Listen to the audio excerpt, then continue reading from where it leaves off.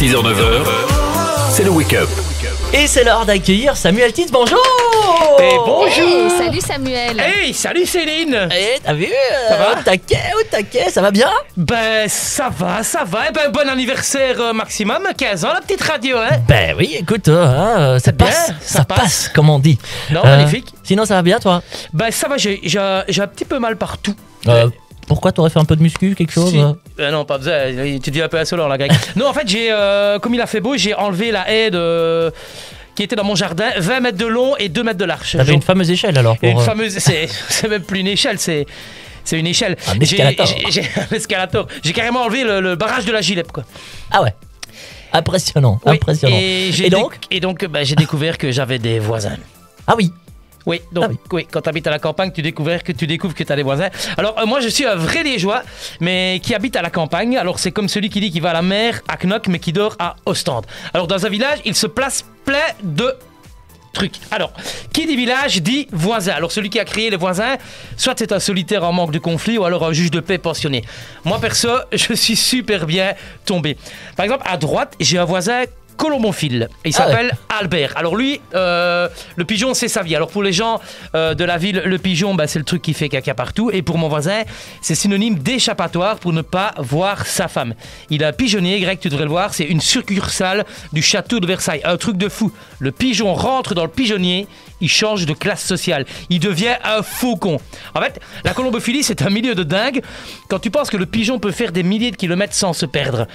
Moi, je me perds dans les allées chez Ikea. Même en mettant mon GPS dans ma voiture et celui de mon téléphone en même temps, je n'arrive pas à la plaine de jeu de Bocreik. Un jour, il me dit, j'ai un pigeon qui est revenu d'Espagne la semaine dernière. Et je lui dis, tu le sais comment? Il t'a dit hola en roucoulant en espagnol. Il avait une vareuse du Barça. Voilà, il n'a pas rigolé, donc j'ai pas tellement l'humour colombophile. Et les voisines, ça c'est un concept. Alors elles savent ce qui va m'arriver avant que ça m'arrive. Un jour, une voisine a fait un infarctus et l'autre voisine le savait 2 heures avant. Parce qu'en fait, la fenêtre, c'est son lieu de travail. Les voisines, c'est Facebook avant que Mark Zuckerberg ne crée Facebook. Si Facebook a un visage, c'est ma voisine Renée.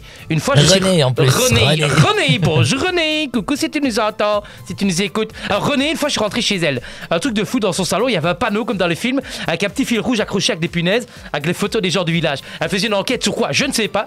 Je suis certain qu'elle a retrouvé les tueurs du Brabant. Ensuite, on sort de chez elle, ou dès qu'on faisait les gens sur le devant, comme on dit. Et là, qu'est-ce que j'entends?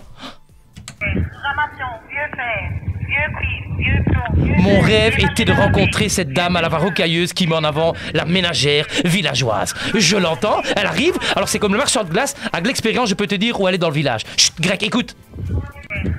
Elle est à 1 minute à vol de pigeon d'Albert. Je suis comme un film alimentaire que tu essaies de mettre autour de ton paquet de salami. Je ne tiens pas en place. Oh, mais j'aimerais bien. Je m'apprête à accueillir cette charmante dame qui parle au micro. Je rentre vite chez moi, chercher un bout de fer. J'attends sur mon seuil avec mon bout de fer en main.